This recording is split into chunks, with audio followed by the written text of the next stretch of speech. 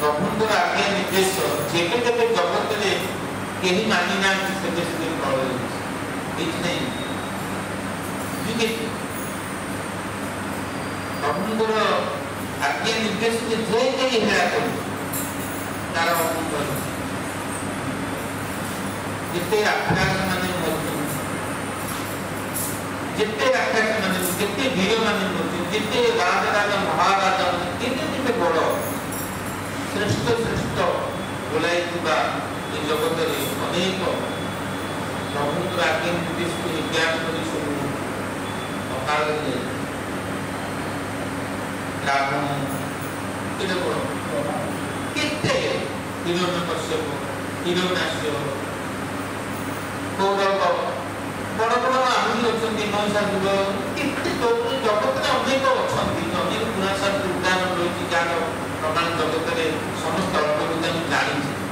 ସମସ୍ତ ପ୍ରଭୁଙ୍କର ଆଜ୍ଞା ନିର୍ଦ୍ଦେଶକୁ ଜ୍ଞାନ ଯେଉଁମାନେ ଜ୍ଞାନ କରିଛନ୍ତି ସେମାନଙ୍କର ମରଣ, ସେମାନଙ୍କର ବିପଦ ସୁନିଶ୍ଚିତ।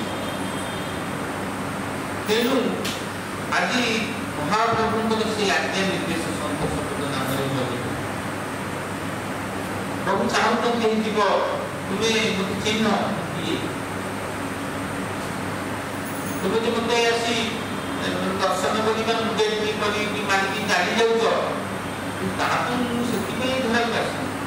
ତୁମେମାନେ ମୋତେ ବୁଝିବା ଦରକାର, ତୁମେମାନେ ମୋତେ ଜାଣିବା ଦରକାର, ମୋର କହିବାର ମୋର ଭାବରେ ଭାବିତ ହେବା ଦରକାର। ତୁମେ ସେ ଚଲାପଥରେ ଚାଲିବା ଦରକାର ଯେଉଁଥିପାଇଁ ମୁଁ ମନ୍ଦିରକୁ ଆସିଛି। ତେଣୁ ପ୍ରଭୁ ଆସିନାହାନ୍ତି ଖାଲି ନର୍ମତ କରି ଆମେ ତାଙ୍କ ପାଖରେ ଫୋଟୋ କରିକି ମୁଣ୍ଡରେ ମାରି ଅଭଡ଼ା ଖାଇକି ପୁଣି ବାହାର ଦୁନିଆରେ ଆସି ମଦ ମାଂସ ଖାଇ ଅନ୍ୟାନ୍ୟ କର୍ମରେ ରହି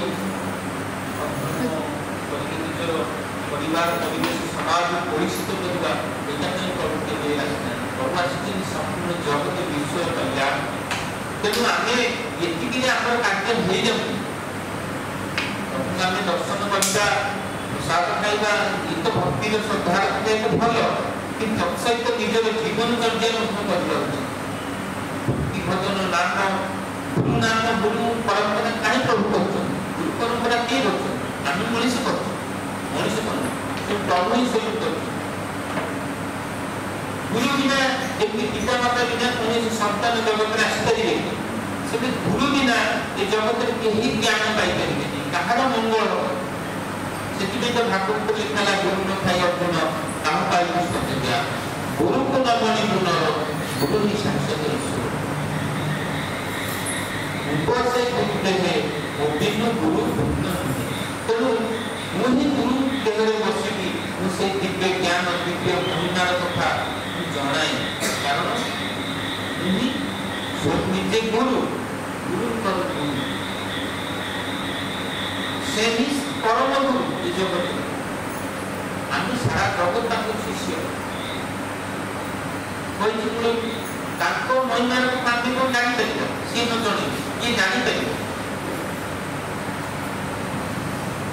ସେ ହିଁ ଜଗତରେ ତାଙ୍କର ଲୀଳା ମହିମାର କଥା ପ୍ରଚାର ପ୍ରସାର କରନ୍ତି, ଲୀଳା ଭକ୍ତ ମୁଖରେ କହି ଶୁଣାନ୍ତି, ଜଣାନ୍ତି। ଆମେ ଜାଣିପାରିବେନି, ସାଧାରଣ ମଣିଷ ଜାଣିପାରିବେନି, ସେଇ ପରିକର। ତେଣୁ ଯୁଗେ ଯୁଗେ ଯୁଗେ ଯୁଗେ ଏ ବ୍ରହ୍ମାଣ୍ଡ ଯେବେଠୁ ସୃଷ୍ଟି ହେଇଛି, ଏ ଜଗତ ଯେବେଠୁ ସୃଷ୍ଟି ହେଇଛି, ସେବେଠୁ ସେଇ ପରମ ପ୍ରଭୁଙ୍କର ଦୟା କୃପା ଏ ଜଗତ ଉପରେ ରହିଛି। ସେ ଜାଣିଛନ୍ତି ଏ ଜଗତ ମୋ ବିନା ତିଷ୍ଠି ପାରିବନି, ଧର୍ମ ହରା ହେଇଯିବ। ମୋ ବିନା ଜଗତରେ ଧର୍ମ ହରା ହେଇଯିବେ, ଧର୍ମ ନାଶ ହେଇଯିବ, ପରିଚିତ ହେଇଯିବ ଜଗତ। ନାରୀ ପୁରୁଷ ତାଙ୍କର ହିତାହିତ ଜ୍ଞାନ ରଖିପାରିବେନି। ପଶୁ ସଦୃଶ୍ୟ ସମସ୍ତେ ହେଇଯିବେ। ତେଣୁ ଯୁଗେ ଯୁଗେ ପ୍ରଭୁ ଧରା କରି ଆସିକି ତାଙ୍କର ସୃଷ୍ଟିକି ତାଙ୍କର ଜଗତକୁ ମାର୍ଗଦର୍ଶନ କରନ୍ତି, ବଞ୍ଚିବାର ଧାରା ମାର୍ଗ ଶିଖାନ୍ତି, ଜ୍ଞାନ ଦିଅନ୍ତି, ନିଜର ଲୀଳା କର୍ମ ଚରିତ୍ର ଭିତରେ ଦେଖାନ୍ତି। ସିଏ ହଉଛନ୍ତି ଜଗତର ପତି, ସେ ହଉଛନ୍ତି ଜଗତର ପତି ଅର୍ଥାତ୍ ମାଲିକ, ରକ୍ଷାକର୍ତ୍ତା। ସେହି ବ୍ରହ୍ମାଣ୍ଡର ସେ ହଉଛନ୍ତି ମାଲିକ, ତାଙ୍କ ଜଗତରୁ ସେ ହିଁ ରକ୍ଷା ସେହି ଦୟା କୃପା କରିକି ଲୀଳା କରି ତେଣୁ କଳିଯୁଗରେ ସେ ଆଜି ଲୀଳାଞ୍ଚଳ ଧାତରେ ରହି ସେ ଦିବ୍ୟ ଲୀଳାରେ ଭକ୍ତକୁ ମୁଗ୍ଧ କରୁଛନ୍ତି, ଖୁସି କରୁଛନ୍ତି।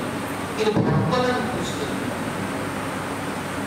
ଭକ୍ତକୁ ସିଏ ଯେତେ ଖୁସି କରିବା ପାଇଁ ଚାହୁଁଛନ୍ତି ପ୍ରଭୁ, ଭକ୍ତ ପ୍ରଭୁ ସେଠି ଖୁସି କରିବାର ସାମର୍ଥ୍ୟ ଦେଉନାହାନ୍ତି। ଭକ୍ତ ସଦାବେଳେ ଭକ୍ତ ହବାର ମାର୍ଗଦର୍ଶନ ପାଉନାହାନ୍ତି। କିଛି ଆଶା ଅଭିଳାଷା ନେଇ ପ୍ରଭୁଙ୍କ ପାଖକୁ ଯାଉଛନ୍ତି, ଦର୍ଶନ କଲେ, କିଛି ପ୍ରଭୁଙ୍କୁ ମାଗିଲେ, ଦୁଃଖ କଥା କହିଲେ, ପୁଣି ଆସିକି ଆପଣା ଇଚ୍ଛାରେ ଆଚରଣ କରିଦେବେ। ପ୍ରଭୁ କଣ ଜଗତକୁ ଆସୁଛନ୍ତି ଏତିକି ପାଇଁ ମାତ୍ର ଦର୍ଶନ ଦେବା ପାଇଁ, ଆଉ କିଛି ପ୍ରଭୁଙ୍କର କାମ ନାହିଁ। ଜଗତ ପ୍ରଭୁ ସ୍ୱୟଂ ଧରାକୁ ଆସିଛନ୍ତି ଜଗତକୁ ରକ୍ଷା କରିବା ପାଇଁ, ଜୀବମାନ ଆମମାନଙ୍କୁ ରକ୍ଷା କରିବା ପାଇଁ। ତାଙ୍କ ରକ୍ଷା ପାଇବାକୁ କେମିତି ଆମେ ରକ୍ଷା ପାଇବା? ତାଙ୍କ ଶରଣ କଲୁ, ତାଙ୍କ ଶରଣରେ ଆମେ କେମିତି ଯିବା? କେମିତି ଆମେ ତାଙ୍କ ଶରଣରେ ଯିବା? ଭକ୍ତ ହନୁମାନ ରାମଙ୍କ ଶରଣରେ କେମିତି କରିବା? ରାମଙ୍କୁ ସ୍ୱାମୀଙ୍କର ବର୍ଣ୍ଣନ କଲେ, ପ୍ରଭୁଙ୍କର ବର୍ଣ୍ଣନ କଲେ, ଗୁରୁ ରୂପରେ ବର୍ଣ୍ଣନ କଲେ, ତାଙ୍କର ଚରଣରେ ନିଜକୁ ସମର୍ପିତ କରିଦେଲେ। ଯେହେତୁ ଆଜି ହନୁମାନ ଆଜି ଭଗବାନ ହେଇକି ଜଗତରେ ପୂଜେ, ରାମଙ୍କର ଜୀବନଟା ତାଙ୍କ ହନୁମାନ ପଦେ ପଦେ ତାଙ୍କର ରୋଲ କରୁଛି ଦେଖେଇକି। ଭକ୍ତର ଚରିତ୍ର କଣ?